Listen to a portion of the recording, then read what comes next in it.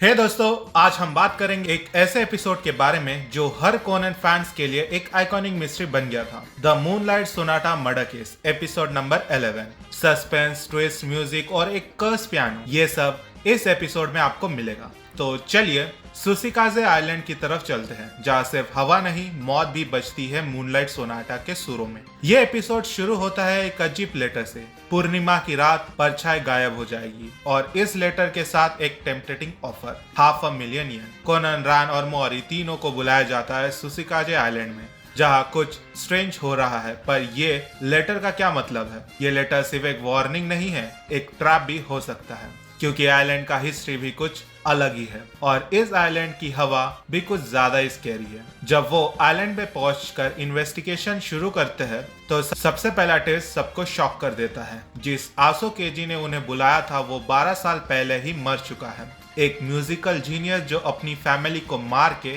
Piano बजाते बजाते जल कर मर गया। Creepy, right? मौरी सोचता है एक मरा हुआ आदमी ने मुझे लेटर भेजा, ये कोई प्रैंक तो नहीं है? कोनन कहता है नहीं मौरी अंकल, मुझे लगता है ये प्रैंक नहीं, एक वार्निंग है। कोई आपको यहाँ बुलाना चाहता है आसो के नाम से। ये ट्विस्ट सिर्फ स्टार्ट था। इस केस में कुछ और भी बड़े सीक्रेट छुपे हुए हैं जो जानने के लिए हमें और इन्वेस्टिगेशन करनी पड़ेगी। मौरी, कोनन और रान कम्युनिटी सेंटर जा रहे होते हैं इन्वेस्टिगेशन करने के लिए, तो उन्हें डॉक्टर नारुमी मिलती है। वो कहती है अभी इलेक्शन का माहौल है और 3 स्ट्रॉन्ग कैंडिडेट है, करेंट मेयर कुरोवा, फिशरमैन शिमिजू और अमीर आदमी कावाशिमा। पॉलिटिक्स का माहौल गर्म है और हर कोई अपना गेम में बिजी है। ये आइलैंड सिर्फ मर्डर मिस्ट्री का सीन नहीं है, ये एक पॉलिटिकल ड्रामा का भी एक केंद्र बन गया है।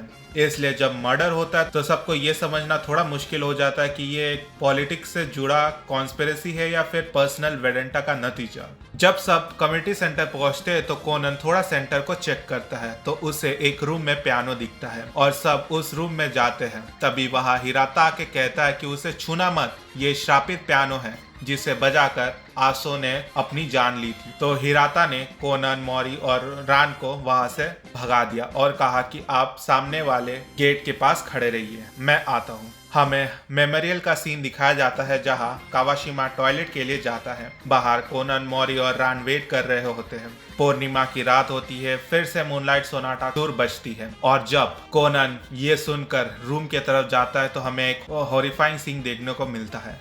कावाशिमा पियानो के पास मरा हुआ दिखता है, उसका बदन गीला है और एक सी वाटर का ट्रेल भी बना हुआ है। ये कोई नॉर्मल मर्डर सीन लगता है। हिराता कहता है ये पियानो का श्राप है। कोनन कहता है ये कोई श्राप नहीं है, ये एक प्री प्लान मर्डर है। किलर ने बॉडी को समंदर में डुबा कर यहाँ लेकर आया है, टेप चालू किया और चुपके से निकल गया। ये सब कुछ समझना थोड़ा कॉम्प्लेक्स हो जाता है। कैसे एक बॉडी समंदर से लाई गई और क्यों हर मर्डर के बाद मूनलाइट सोनाटा प्ले होता है। मर्डर के बाद एक और क्लू मिलता है, एक म्यूजिकल शीट जो मूनलाइट सोनाटा का एक हिस्सा होता है। ये शीट कोई ऑर्डिनरी शीट नहीं होती, क्योंकि जब रान उसे बजाने का ट्राई करती है तो आवाज बहुत अजीब सुनाई देती है। ये कोई रैंडम मिस्टेक नहीं है, ये एक सुराग है। कोनन को याद आता है और वो सोचता है कि 1 मिनट, लेटर में लिखा था कि परछाई गायब हो जाएगी। इसका मतलब सब खत्म नहीं हुआ है। इसका मतलब रोशनी की हाथों परछाई मारी जाएगी और लाइट हमें सॉन्ग के साथ लिंक करने को कहता है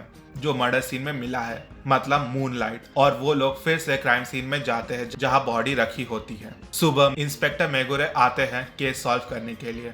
मेगुरे मौरी से कहते हैं कि हम इंट्रोगेशन करने वाले हैं, चलो हमारे साथ। शाम हो जाती है, तब एक और ट्विस्ट सामने आता है। मेयर कुरोवा मरे हुए दिखते हैं ब्रॉडकास्टिंग रूम में और इस बार ये मर्डर और भी कॉम्प्लेक्स हो जाता है। टेप के 5 मिनट ब्लैंक होते हैं और साथ ही खून से भरा हुआ कोड भी मिलता है। ये टेप का ब्लैंक स्पॉट कोनन के लिए एक मेजर क्लू बन जाता है। टेप के ब्लैंक स्पॉट में कुछ छुपा हुआ है जो किलर के प्लान को रिवील करता है और ये म्यूजिक शीट जो पहले क्लू लग रही थी एक्चुअली एक कोड थी जिसे कोनन सॉल्व करता है। कोनन का माइंड कैसे काम करता है ये देखना अमेजिंग होता है।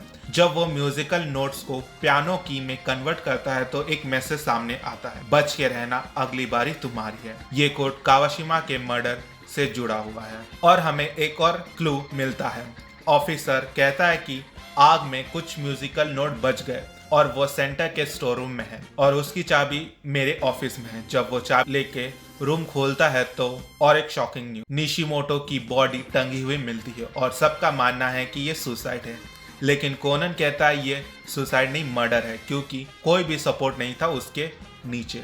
ऑफिसर फोटो लेकर आते हैं कुरोवा के मर्डर सीन का। कोनन फोटो चेक करता है और उसे फोटो में एक लाल लाइट दिखाई देती है। जब वो चेक करता है तो वो एक रिवर्सिबल प्ले बटन था और कोनन हिराता के हाथ में चोट को भी देखता है और वो जाके हिराता से कहता है आपके स्लीप में पाउडर लगा हुआ है। हिराता पैनिक हो जाता है और तभी ऑफिसर भागते हुए म्यूजिक शीट के साथ आता है। कोनन शीट पढ़ता है जिसमें लिखा था ये मेरे लड़के सेजी के लिए।